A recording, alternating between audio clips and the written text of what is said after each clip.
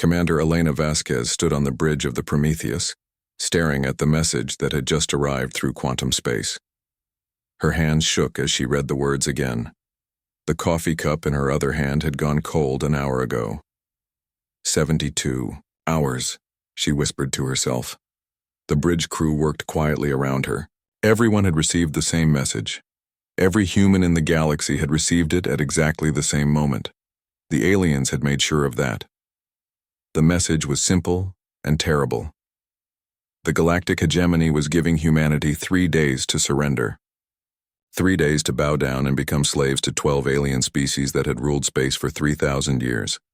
3 days, or they would destroy every human world. Elena had seen the videos of what happened to species that said no. The Korathi had been proud warriors with ships that could crack planets. Now their homeworld was nothing but floating rocks and dust. The Vithan had been master engineers who built cities that touched the clouds. Their entire civilization was gone in 6 hours. The hegemony did not make empty threats. "Ma'am," Lieutenant Brooks called from his station. "Admiral Nakamura is requesting an immediate conference call with all fleet commanders." Elena nodded. She had been expecting this. Admiral Chen Nakamura was the oldest and smartest military leader humanity had. If anyone could figure out how to fight beings who had never lost a war, it would be him. The hologram appeared in the center of the bridge. Admiral Nakamura looked tired. His gray hair was messy, and his uniform was wrinkled. He had probably been awake for the past 6 hours ever since the message arrived. "Ladies and gentlemen," he began, "I will not waste time with pretty speeches. We all know what the hegemony has done to other species. We all know their record. In 3,000 years, they have fought 17 races. None of those races exist today." Elena felt her stomach tighten. Around her, the bridge crew listened in silence. However, Nakamura continued, "I have spent the last 6 hours studying every battle recording we have of hegemony forces. I have found something interesting, something that might give us hope." He pressed a button and new images filled the hologram. Elena watched massive alien ships moving through space. The ships were huge, each one bigger than a human city. They moved in perfect patterns like they were dancing to music only they could hear. "Look at how they fight," Nakamura said. "Every ship in exactly the right place, every movement planned down to the smallest detail. Their formations are mathematical art, beautiful, deadly, and completely predictable." Elena studied the images. The Admiral was right. The alien ships moved like clockwork. Every battle followed the same patterns. Formation A led to Formation B, which led to Formation C. It was precise and terrible. "They fight like they think," Nakamura said, "with perfect order, perfect logic, perfect mathematics. For 3,000 years, this has made them unstoppable." "But, Admiral," Commander Torres called from another ship, "if they're so perfect, how do we beat them? We have maybe 2,000 ships, they can bring 50,000. Nakamura smiled for the first time since the conference began. It was not a nice smile. "We beat them by not fighting the way they expect. We beat them by being human." Elena leaned forward. "What do you mean?" "Tell me, Commander Vasquez, when you were learning to fly, did you follow every rule perfectly?" Elena blinked. "No, sir. I broke about half of them. My instructors said I flew like I was trying to kill myself." "Exactly. And Commander Torres, when you modify ship engines, do you follow the manufacturer's specifications?" Torres laughed. "Hell no. Those specs are for people with no imagination." "Perfect," Nakamura said. "Now imagine you are an alien who has fought the same way for 3,000 years. Imagine you have never seen a ship that doesn't do what it's supposed to do. Imagine you have never fought an enemy that breaks the rules." Elena began to understand. Her heart started beating faster. "They expect us to line up our biggest ships and fight them head-on," Nakamura continued. "They expect formations and strategies. That makes sense. They expect us to follow the rules of war that have existed since space combat began. But we're not going to do that," Elena said. "No, we are not. We are going to fight like humans. We are going to improvise. We are going to adapt. We are going to cheat, lie, and break every rule of proper space combat. We are going to show them what chaos looks like. The other commanders began talking excitedly. Elena could hear hope in their voices for the first time since the message arrived. "What about our big ships?" asked Commander Park from the Soul. "The dreadnoughts and battle cruisers?" "We will use some of them," Nakamura replied, "but not the way they expect. I want every civilian ship we can get. Cargo haulers, mining vessels, passenger liners, private yachts, everything that can fly and carry a weapon." "Civilian ships?" Torres sounded confused. "Sir, those can't fight dreadnoughts." "No, they cannot fight dreadnoughts in a normal battle. But we are not going to have a normal battle. We are going to have something the galaxy has never seen before." Nakamura's image leaned forward. "The hegemony has studied every military force they have ever faced. They know how armies think. They know how fleets move. They know how wars are fought. But they do not know how humans think when we refuse to follow the rules." Elena felt excitement building in her chest. It was crazy. It was impossible. It was exactly the kind of plan that might work. "Commander Torres," Nakamura said, "I need you to start modifying ships immediately. Strip everything that is not essential. Add engines that can change direction in ways that make no sense. I want ships that can fly backwards while spinning. I want ships that can stop and start like they are ignoring physics." That might actually be possible," Torres said slowly. "Human engines are different from alien ones. We built them to be flexible, not efficient." "Commander Vasquez," Nakamura continued, "I need you to find our most unusual pilots. Not the best ones, the strangest ones. Smugglers who fly through asteroid fields. Racing pilots who take impossible risks. Miners who make their ships dance around spinning rocks. People who fly by instinct instead of training." Elena nodded. She knew exactly who to call. "What about the hegemony, sir? What if they adapt to our tactics?" Nakamura's smile became wider. "That is the beautiful thing about chaos, Commander. You cannot plan for it. You cannot prepare for it. You cannot counter it with mathematics and logic. The more they try to predict what we will do, the more confused they will become." The conference call ended, and Elena found herself alone with her bridge crew again. Outside the window, space looked the same as always. Stars shining in the darkness. Peaceful. Beautiful. In 71 hours and 37 minutes, that peace would be shattered. Lieutenant Brooks looked up from his station. "Ma'am, do you really think this can work?" Elena thought about the question. Everything they knew about war said it was impossible. Every book on military strategy said you could not win by being chaotic. Every computer simulation said they would be destroyed. But humans had never done the possible. Humans had always found ways to do things that should not work. Maybe that was enough. "I do not know," she said honestly. "But I know one thing for certain. When those aliens arrive, they are going to see something they have never seen before.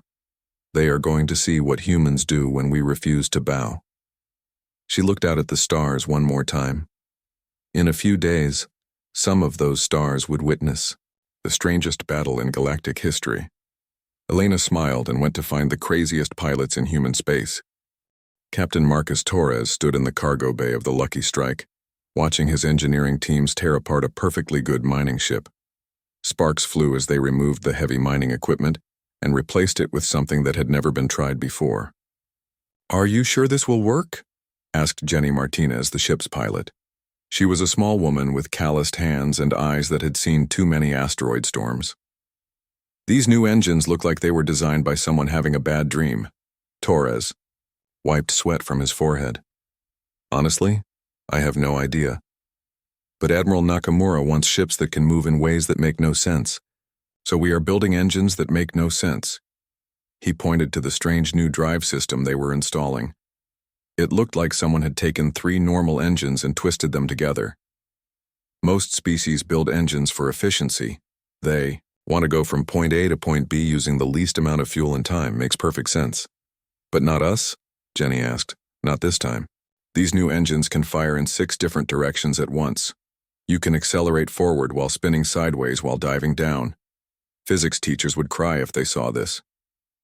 Jenny grinned. Sounds like my kind of flying. Across the shipyard, similar work was happening to hundreds of vessels. The passenger liner Wanderlust was getting weapon mounts that could rotate in complete circles. The cargo hauler Big Dreams was being fitted with engines that could make it dance like a fighter ship. Even small personal yachts were being turned into something completely new. Dr. Sarah Kim watched the chaos from the observation deck. As humanity's leading expert on alien psychology, she had spent the past day studying every recording of hegemony, battles. What she had learned made her both excited and terrified. "Commander Torres," she called through her communicator. "I need to speak with you about the alien mindset." Torres looked up from the engine he was working on. "What have you found, Doc?" "The hegemony species all think the same way," she explained. "They value order, precision, and mathematical perfection above everything else. Their entire culture is built around doing things the correct way." "That does not sound so bad," Torres said. "It is not bad," Dr. Kim replied, "but it means they cannot understand chaos. When they see something that does not make sense, their minds try to find the pattern. They keep looking for the logic behind what they are seeing." She pulled up a holographic display showing an alien battle formation. "Look at this. Every ship is exactly where it should be for maximum effectiveness. Every movement is calculated to perfection. It is beautiful, really." Torres studied the formation. "It is also completely predictable." "Exactly. And that is their weakness. They have been so successful for so long that they have forgotten how to deal with the unexpected. They will see our ships moving in impossible ways, and their first instinct will be to find the pattern." "But there is no pattern," Torres said, understanding dawning in his eyes. "There is no pattern. And while they are trying to figure out what we are doing, we will be doing something completely different." Down in the pilot-ready room, Elena Vasquez was meeting with the strangest collection of space pilots ever assembled. There was Jake Morrison, who had spent 15 years smuggling goods through the most dangerous asteroid fields in human space. Maria Santos had won the illegal racing circuit 3 years running by taking risks that would have killed anyone else. David Chen had piloted mining ships through solar storms that were supposed to be impossible to survive. None of them looked like military heroes. Jake needed a shave and had engine oil under his fingernails. Maria was wearing a racing jumpsuit covered in sponsor patches. David looked like he had not slept in a week, but Elena knew these were exactly the people Admiral Nakamura wanted. "Let me make sure I understand this," Jake said slowly. "You want us to fight the most powerful military force in the galaxy by flying like we are drunk?" "Not drunk," Elena corrected. "Unpredictable. You all know how to make ships do things they were never designed to do. You fly by instinct instead of by the book. That is exactly what we need." Maria leaned back in her chair. "I once won a race by flying backwards through a nebula while my ship was on fire. Does that count?" "That definitely counts," Elena said. David raised his hand. "What about the fact that their ships are 1,000 times bigger than ours? I mean, I can make my mining ship dance, but it is still just a mining ship." Elena smiled. "Commander Torres is working on that problem. Show them, Marcus." Torres activated a hologram that showed the new weapon systems they were installing.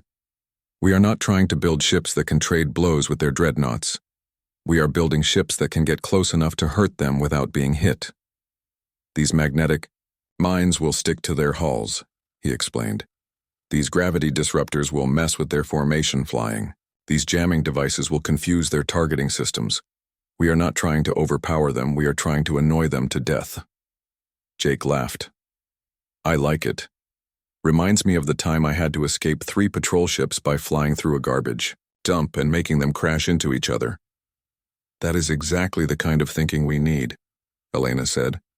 "The hegemony has never faced an enemy that refuses to fight fair. They do not know what to do with pilots who break every rule of space combat." Over the next 2 days, the transformation continued. Human shipyards worked around the clock to create the most unusual fleet in galactic history. Ships that could spin while flying forward, engines that could change direction without warning, weapons that fired in directions that made no tactical sense. The work was dangerous and exhausting. 3 engineers were hospitalized when an experimental engine exploded. 2 pilots crashed during test flights when their ships did exactly what they were designed to do, something impossible. But slowly, humanity's new fleet began to take shape. Dr. Kim spent her time creating psychological profiles of hegemony commanders. They will expect us to group our strongest ships together, she explained to Admiral Nakamura during one of their strategy sessions. They will look for our command structure, our battle plan, our logical formation. And instead they will see complete chaos, she said with satisfaction. Ships moving independently with no apparent coordination. Pilots making decisions that seem random. A battle plan that changes every few seconds. Admiral Nakamura nodded. Their computers will try to analyze our tactics and predict our next move. Their computers will crash, Dr. Kim said confidently. You cannot analyze chaos with logic. You cannot predict randomness with mathematics. The harder they try to understand us, the more confused they will become. As the deadline approached, humanity's strange fleet gathered at the edge of their space. Thousands of ships that looked like they had been designed by a committee of people who could not agree on anything. Mining vessels next to luxury yachts. Cargo haulers flying alongside racing ships. Military vessels that had been modified so heavily, they barely looked military anymore. Jake Morrison sat in the cockpit of his newly modified smuggling ship, the Second Chance. The engines hummed with power that felt barely contained. The weapon systems were simple but effective. The whole ship felt like it was ready to do something crazy. Control, this is Second Chance, he said into his communicator. Systems check. Complete. Ship is ready to dance. Copy that, Second Chance, came Elena's voice from the command ship. All ships prepare for final briefing. Admiral Nakamura's image appeared on every screen in the fleet. The old man looked determined and slightly mad. In 18 hours the hegemony will arrive, he said. They will bring the most powerful fleet ever assembled. They will expect us to meet them with honor and courage and traditional tactics. He paused, his eyes twinkling with mischief. Instead, we are going to show them what happens when humans refuse to play by the rules. We are going to fight like gravity is optional and physics is just a suggestion. We are going to move like we are dancing to music only we can hear. Jake grinned and started warming up his engines. This was going to be the most interesting battle in galactic history, or the shortest. Admiral Thekvar stood on the bridge of the Eternal Dominion and watched the human fleet approach. After 3,000 years of commanding hegemony forces, he had seen every type of enemy formation imaginable. He had destroyed fleets that flew, in perfect wedges, brilliant spirals, and defensive spheres. He had crushed enemies who tried to surround him, enemies who tried to ram him, and enemies who tried to run from him. But he had never seen anything like this. Analysis, he commanded his tactical officer. Lieutenant Zektar studied his displays, with obvious confusion. Sir, I cannot identify their formation pattern. Their ships appear to be scattered randomly across a 3-dimensional space. There is no clear command structure, no obvious battle plan, no logical positioning. Thekvar's 4 eyes narrowed. In his long career, he had learned not to underestimate any enemy. Random formations could be a trick to hide a clever strategy. Perhaps they are attempting to confuse our targeting systems, he said. Maintain the solar convergence formation. Prepare to demonstrate why order always defeats chaos. Behind him, 846 other hegemony dreadnoughts moved into their assigned positions. Each ship was exactly where it should be, for maximum effectiveness. The formation created overlapping fields of fire that no enemy could escape. It was mathematical perfection. On the human side, Jake Morrison was having the time of his life. Second chance to all ships, he called out over the communication system. Anyone else feel like we're about to do something completely insane? This is Wanderlust, came Maria Santos's voice from the converted passenger liner. I once flew through a solar storm because I was bored. This feels about the same. Jake laughed as he watched the alien formation on his display. It was beautiful and terrifying at the same time. Every ship in perfect position, creating a sphere of death that had crushed 17 different species. Lucky Strike to Fleet called Jenny Martinez from her mining ship. "Anyone know what we're supposed to do when they start shooting?" "This is Admiral Vasquez," Elena's voice cut in. "Remember the plan. There is no plan. Move like you're trying to avoid getting hit. Do whatever feels right. Make it impossible for them to predict what you're going to do next." David Chen, piloting his modified mining vessel, felt his heart pounding with excitement and terror. "Understood, Admiral, flying by instinct beginning now." He pushed his engines in 3 different directions at once. His ship spun sideways while accelerating forward and diving down. The movement made no tactical sense, but it felt right. Admiral Tekvar watched the human ships begin their approach and felt his confidence waver. The enemy vessels were not moving in any pattern he recognized. Some were flying backwards. Others were spinning while they flew. One appeared to be moving in a corkscrew pattern for no apparent reason. "Target the YI, largest concentrations," he ordered. "Fire when ready."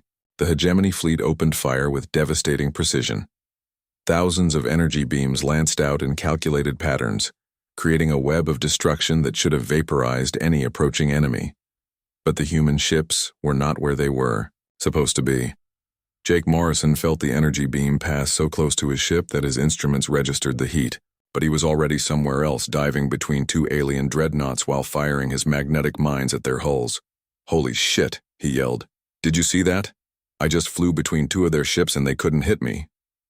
Maria Santos was having similar success. Her racing instincts told her to accelerate when she should have been slowing down. She shot past 3 alien ships while they were still trying to figure out where she was going to be. "This is incredible," she called out. "They're firing at where I was, not where I am." The hegemony fleet began to falter. For the first time in 3,000 years, their perfect formation was encountering something it could not handle. Ships that refused to fly in straight lines, pilots who changed direction without warning, an enemy that seemed to ignore the basic rules of space combat. Lieutenant Zektar stared at his tactical display in disbelief. "Sir, they are not following any known combat doctrine. Their movements appear to be completely random." Admiral Tekvar felt something he had not experienced in centuries: confusion. There must be a pattern. Increase scanning intensity. Find their strategy. But there was no strategy to find. Jenny Martinez was flying her mining ship through the alien formation like she was navigating an asteroid field. Her years of experience dodging spinning rocks had prepared her perfectly for dodging spinning alien ships. She dropped gravity mines that disrupted the perfect spacing of the hegemony formation. "Lucky Strike to Fleet," she called out. "These big ships really don't like it when you mess with their pretty formations." She was right. The hegemony dreadnoughts were designed to maintain precise distances from each other. When human ships started dropping devices that created random gravity fields, the alien formation began to buckle. 2 hegemony ships collided while trying to avoid a human vessel that was somehow flying upside down. The massive explosion sent debris flying in all directions, forcing other alien ships to break formation to avoid being hit. David Chen watched the explosion and grinned. "Did we just make 2 of their ships crash into each other?" "This is Torres," came the engineer's voice from his modified cargo hauler. "I'm seeing something interesting. Their shields are designed to stop energy weapons coming from predictable directions, but they don't know how to handle kinetic impacts from ships moving in impossible ways." He proved his point by ramming his cargo hauler into the side of an alien dreadnought at an angle that should have been impossible to achieve. His ship's reinforced hull punched through shields that could stop planet-cracking weapons. The alien ship shuddered and began listing to one side. Torres had somehow managed to damage a vessel 1,000 times larger than his own. Admiral Tekvar watched his tactical display with growing alarm. His perfect formation was falling apart. Ships were breaking ranks to avoid collisions with human vessels that seemed to be ignoring physics. His weapons were missing targets that refused to move predictably. "All ships," he commanded, "adapt to enemy tactics. Begin random evasive maneuvers." It was the worst order he could have given. The hegemony fleet had trained for 3,000 years to move with mathematical precision. Their crews knew exactly how to maintain formation, how to coordinate fire, how to support each other through perfect positioning. But they had never learned how to be random. The alien ships began attempting chaotic movements, but their chaos followed patterns, mathematical randomness, calculated unpredictability. Their computers generated pseudo-random flight paths that looked chaotic, but were actually completely predictable to anyone who understood the algorithms. Elena Vasquez, watching from the command ship Prometheus, saw the change immediately. All ships, the aliens are trying to copy our tactics, show them the difference between real chaos and computer-generated randomness. Jake Morrison needed no encouragement. He threw his ship into a maneuver that his flight instructor would have called suicide, and his grandmother would have called showing off. He flew through a gap between 3 alien ships that was closing even as he passed through it. Second chance. To fleet, he called out, laughing with pure joy. Their computers are trying to predict what I'm going to do next. Too bad I don't know what I'm going to do next. The battle raged for 2 hours. Human ships darted through the alien formation, like angry wasps, stinging and retreating before the massive dreadnoughts could respond.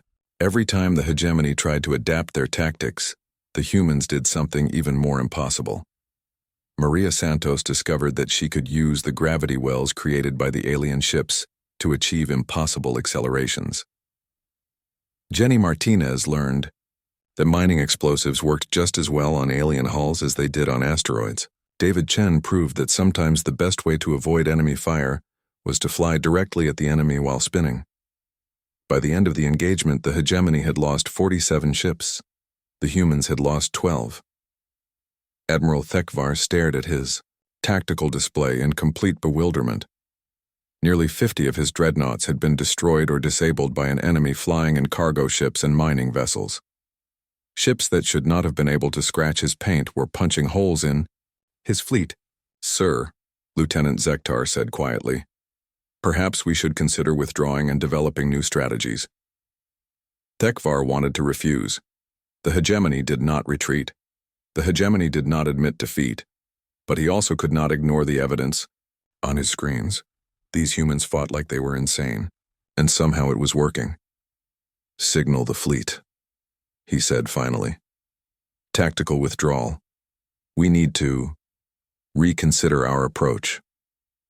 As the alien ships began to pull back, Jake Morrison allowed himself a moment to breathe. His ship was covered in scorch. Marks in his hands were shaking from adrenaline, but he was alive. Well, he said to himself, that was interesting. He had no idea that across the galaxy, news of humanity's impossible victory was already spreading to every species under hegemony control. For the first time in 3,000 years, someone had made the invincible Armada retreat. The news traveled faster than light across hegemony space. On 1,000 worlds, species that had bowed to alien rule for centuries gathered around communication screens to hear the impossible story. Humanity, the newcomers who had only been in space for a few hundred years, had forced the mighty hegemony fleet to retreat. On the planet Korval, the enslaved Benthi workers stopped their labor to listen. On distant Zarian, the conquered Maltese looked up at their alien overseers with something that had been missing for generations: hope. But nowhere was the news more shocking than in the council chambers of the hegemony itself. The Council of 12 sat in their perfect circle, each representative exactly the same distance from the center. For 3,000 years, this chamber had been the seat of absolute power in the galaxy. Today, it felt different. Explain this failure, commanded High Counselor Vrath, his mechanical voice echoing off the crystal walls. Admiral Thekvar stood in the center of the circle, feeling very small. Around him, 12 pairs of alien eyes stared with cold disapproval. He had never failed before. No hegemony admiral had failed in living memory. The humans do not follow established combat doctrine, he said carefully. Their ships move in patterns that our tactical computers cannot analyze. They fight without formation, without apparent coordination, without logical strategy. Without logic? Counselor Zenth's voice carried disbelief. All intelligent species fight with logic. Combat is mathematics. Superior force applied at optimal angles with perfect timing. That is what I believed, Tekvar replied. But these humans appear to ignore mathematics entirely. They fly backwards while spinning. They accelerate in multiple directions simultaneously. They make tactical decisions that serve no strategic purpose, the council murmured among themselves. This was beyond their understanding. How could any species survive in space without following the fundamental laws of physics and tactics? Perhaps, said Counselor Ilex, their chaos is actually a sophisticated form of order that we have not yet decoded. I considered that possibility, Tekvar said. I ordered our best tactical minds to analyze their movement patterns. I ran their combat data through every strategic database we possess. And our analysis computers crashed, repeatedly. The humans are not following any pattern, at all. They are genuinely chaotic. The council sat in stunned silence. Chaos was not supposed to work. Chaos was what happened when inferior species tried to fight without proper training and discipline. Chaos led to defeat and extinction. Yet somehow, humanity was making chaos work. Meanwhile, in human space, the celebrations were just beginning to quiet down. The impossible victory had given humanity something they desperately needed: confidence. But Admiral Nakamura knew the war was far from over. They will adapt, he told Elena during their strategy meeting aboard the Prometheus. The hegemony has ruled space for 3,000 years because they learn from their mistakes. They will study what we did and find ways to counter it. Elena nodded. Dr. Kim agrees with you. She thinks they will try to add chaos to their own formations. That might actually work in our favor, Nakamura said with a slight smile. You cannot teach order-based minds to be truly chaotic. They will create mathematical randomness, which is predictable to anyone who understands the math. Across the fleet, humanity was making its own adaptations. Commander Torres had learned valuable lessons from the first battle. His teams worked frantically to modify more civilian ships and improve their weapons. The magnetic mines worked better than expected, he reported to Admiral Vasquez.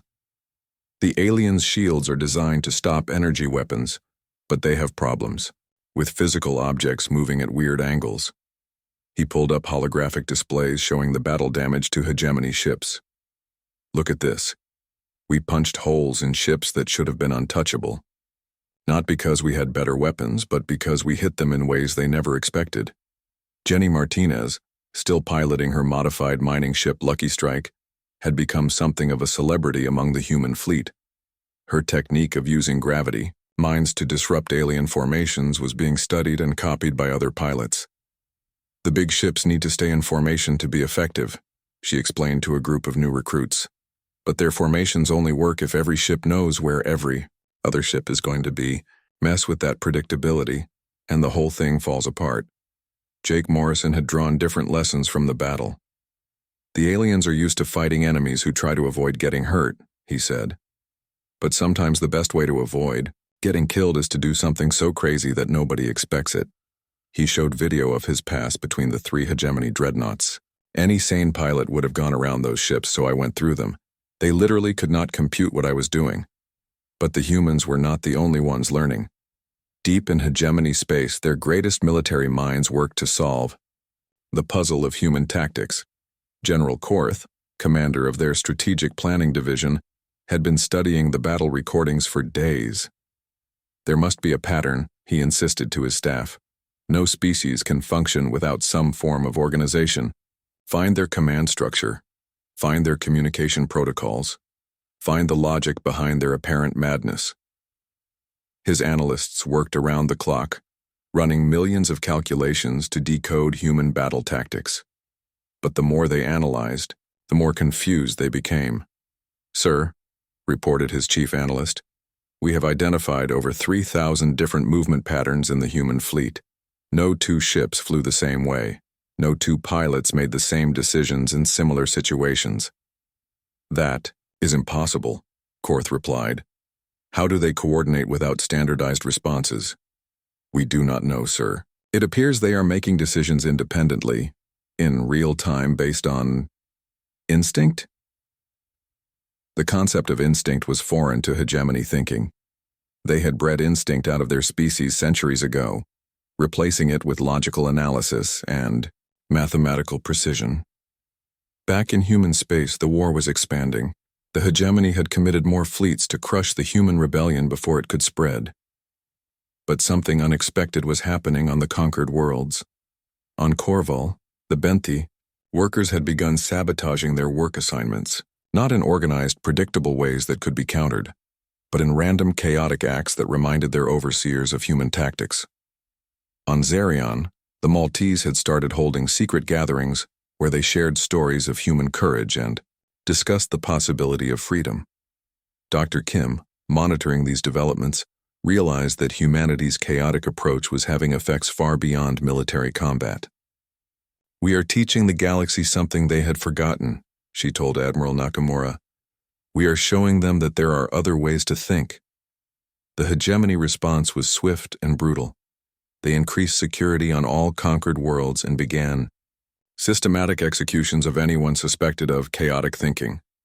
But the harder they pressed, the more the subject species began to resist. Meanwhile, humanity's fleet continued to grow and evolve. More civilian ships were being converted. New tactics were being developed by pilots who had never read a military manual. The human approach to warfare was becoming more chaotic, not less. Maria Santos had discovered that racing techniques worked perfectly in combat. "I treat enemy ships like obstacles on a race course," she explained. "The goal is not to destroy them directly, but to get past them fast enough that they cannot stop you from reaching your real target." David Chen had found that mining explosives, when used creatively, could disable alien ships in ways that military weapons could not. "These bombs were designed to break up asteroids," he said. "Turns out they work just as well on alien hulls, especially if you place them where nobody expects them." The second major battle came sooner than expected. The hegemony committed 3 full fleets to ending the human threat once and for all. Over 2,000 alien dreadnoughts approached human space in what they called Final Formation Alpha, a mathematical masterpiece of overlapping defensive and offensive positioning. Admiral Thekvar was not among them. He had been relieved of command for his failure, replaced by General Korth himself. The hegemony's greatest strategic mind was confident that he could succeed where others had failed. Elena Vasquez, now promoted to full admiral, watched the approaching alien fleet with a mixture of fear and anticipation. The odds were even worse this time. Humanity could field maybe 1,500 ships, most of them converted civilian vessels. But Admiral Nakamura was not worried. "They still do not understand," he said calmly. "They think this is a problem that can be solved with better mathematics and superior numbers. They still believe that order must defeat chaos." He looked out at humanity's impossible fleet.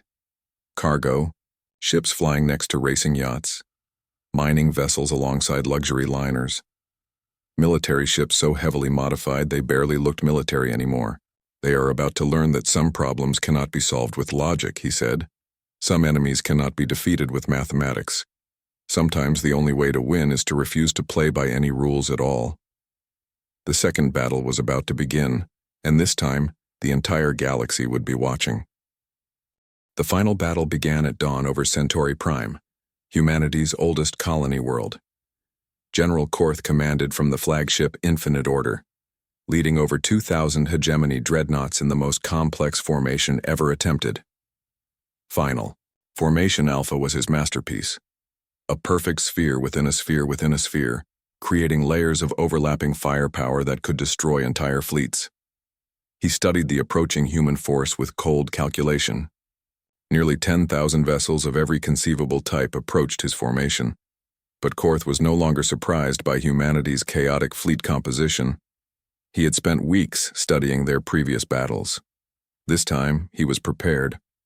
"All ships," he commanded, "implement random movement protocols. Do not allow the humans to predict our positioning." Across the hegemony fleet, alien crews began executing pre-programmed chaos routines. Their ships started moving in patterns that their computers had determined were optimally unpredictable. Mathematical randomness designed to counter human tactics. Admiral Nakamura, now 82 years old, sat in the command chair of the converted cruise ship Serendipity.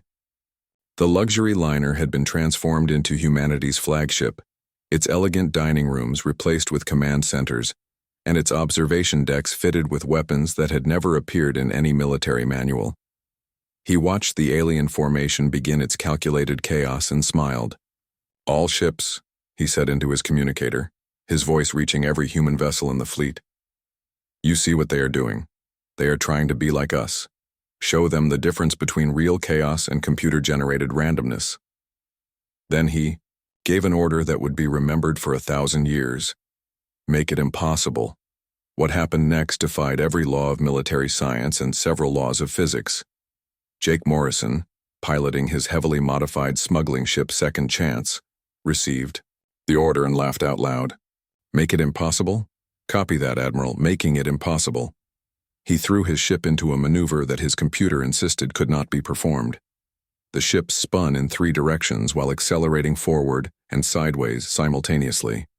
His engines screamed in protest but somehow held together, but Jake was not trying to attack anything.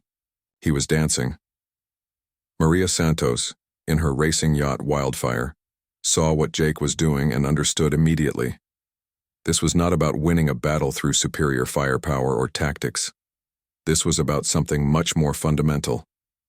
She began, weaving her ship through space in patterns that followed no strategic purpose except pure beauty. Her movements were graceful, flowing, artistic. She was not flying a combat mission. She was painting with starlight. Jenny Martinez joined the dance, her mining ship Lucky Strike moving with surprising elegance for such an ungainly vessel. David Chen followed, then Commander Torres, then Admiral Vasquez herself.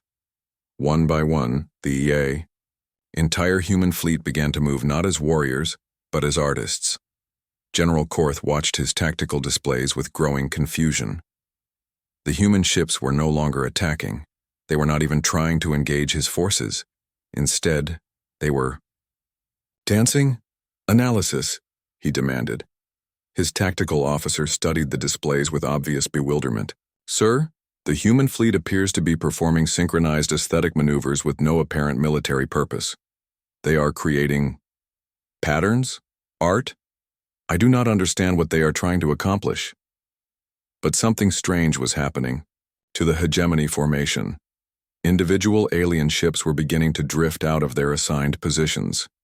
Their crews, watching the humans dance through space with such fluid grace, were starting to unconsciously mirror those movements. Captain Yethka commanded the dreadnought Silent Thunder. He had served the hegemony for 40 years, following orders with mathematical precision.